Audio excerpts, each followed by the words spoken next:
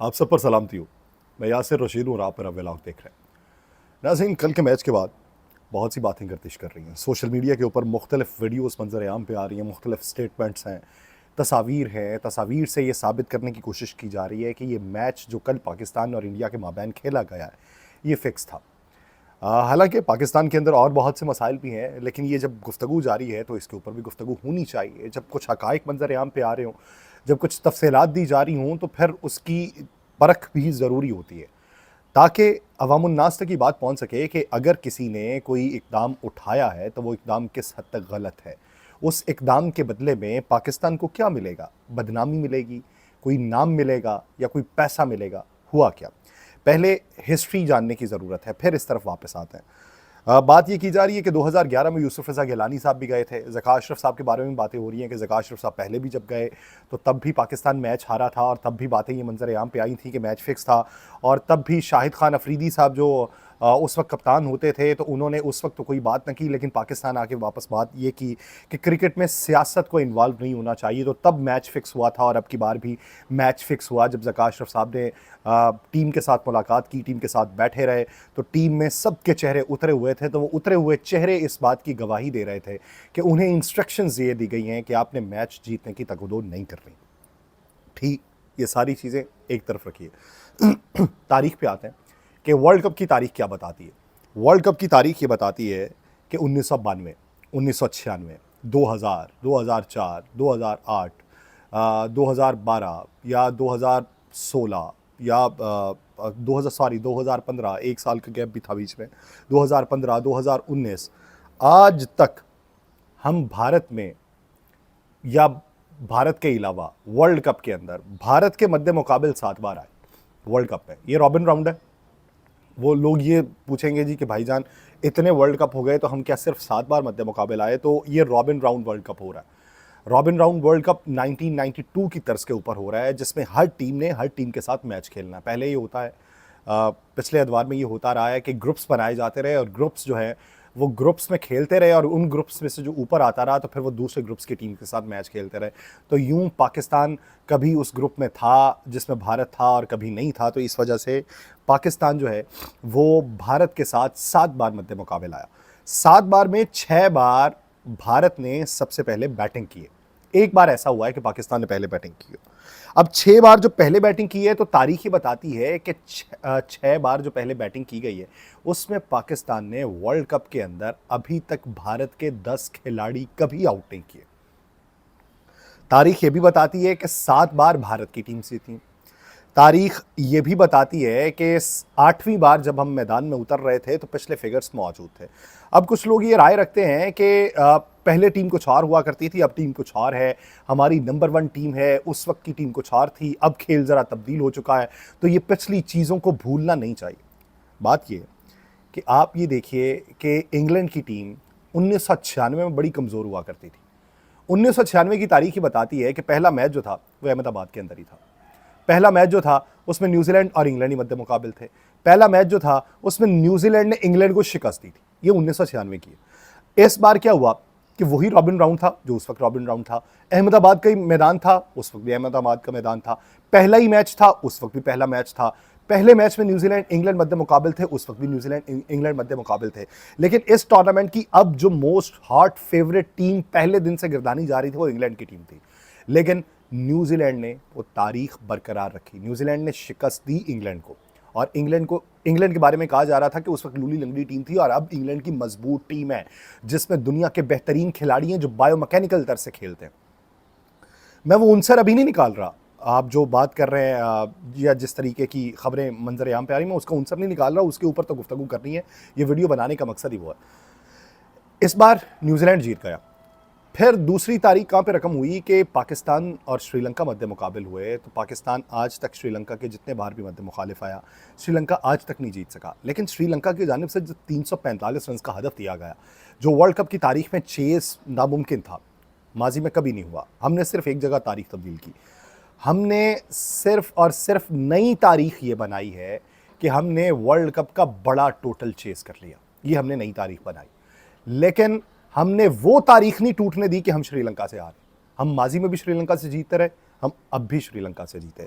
New Zealand ने एक record बनाया। न्यूजीलैंड का रिकॉर्ड ये था कि न्यूजीलैंड ने 2015 में और 2019 में वो वर्ल्ड कप के मैचेस जो पहले तीन थे वो तीनों दोनों वर्ल्ड कप के अंदर जीता हुआ था, पहले तीनों मैचेस। अब की बार जब उसका तीसरा मैच था तो खदशा ये था कि शायद न्यूजीलैंड बांग्लादेश से हार जाए और वो तारीख टूट जाए, क्योंकि बांग्लादेशी जो है वो फॉर्म में दिखाई दे रहे थे। न्यूजीलैंड की टीम नो डाउट बेहतरीन टीम है इस वक्त वर्ल्ड कप के स्क्वाड की अगर देखा जाए दूसरी ममालिक की टीम से। साउथ अफ्रीका और न्यूजीलैंड ये दो टीम्स जो हैं ये बहुत मजबूत टीम्स। न्यूजीलैंड ने वो भी तारीख बरकरार रखी। अब आप ये देखिए कि जब 1.25 लाख के करीब का मजमा हो, इब्तदाई तौर पे इतने अवाम नहीं थे, बाद में अवाम का आना शुरू हो गया और वो जो खाली आपको स्टैंड्स दिखाई दिए वो भी भरना शुरू हो गए। अब वहाँ पे आपको हर तरफ नीली शर्ट्स दिखाई देगी।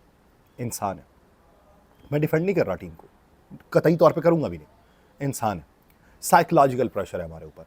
हम साउथ अफ्रीका न्यूजीलैंड वाली टीम से हो सकता है कि इतनी आसानी से जीत जाएं, लोग हम पे फिर थू थू करने लगें कि भारत से आप इस तरह से मैच हारे हैं और जो बेहतरीन टीम्स हैं आप उससे इस तरीके से मैच जीत गए, तो ये ऐन मुमकिन है। लेकिन उस मैच में अवाम का प्रेशर नहीं होगा, क्राउड का प्रेशर नहीं होगा।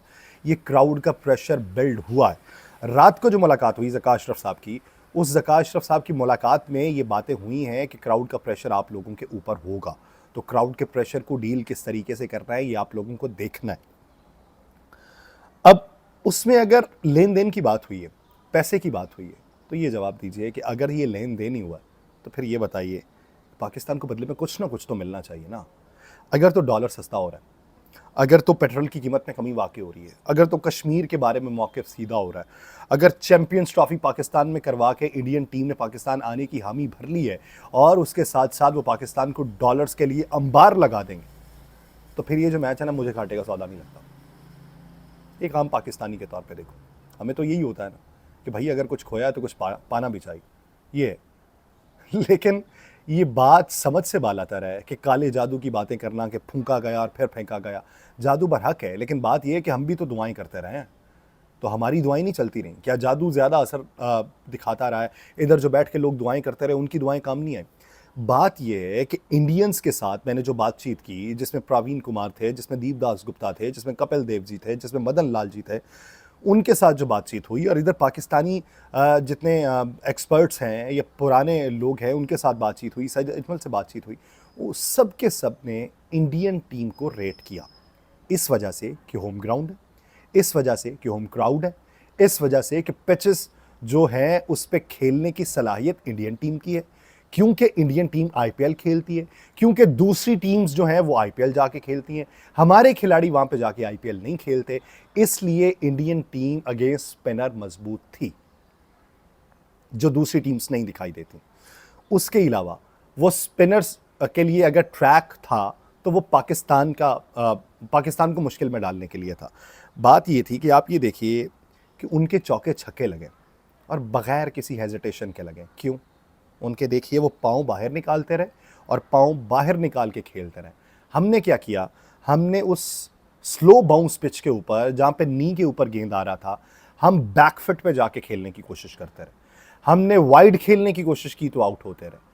हमने वहाँ पे बेहतरीन बल्लेबाजी पेश नहीं की। और दूसरा साइकोलॉजिकल इफेक्ट, हम बाबर आजम के ऊपर रिलाई करते हैं। बाबर आजम आउट हुआ तो टीम के ऊपर साइकोलॉजिकल प्रेशर डलता है, टीम कोलैप्स कर जाती है। अगर बाबर आजम एक ऐसे मौके के ऊपर जाके आउट हो जहां पर टीम को ये लगे कि अब सिर्फ 10, 15, 20, 30 रन्स बनाने हैं और हमारा टारगेट सेट हो जाना है, तो टीम उससे ज़्यादा रन्स बना लेती है।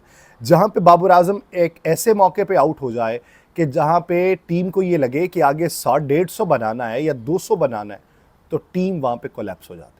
हम बारहा ये बातें करते हैं हमारा मिडिल ऑर्डर मजबूत हो गया, हमारा टॉप ऑर्डर मजबूत हो गया, या टॉप ऑर्डर कोलैप्स हुआ है तो मिडिल ऑर्डर लेके चलेगा, मिडिल ऑर्डर कोलैप्स हुआ है तो टेल एंडर्स लेके चलेंगे।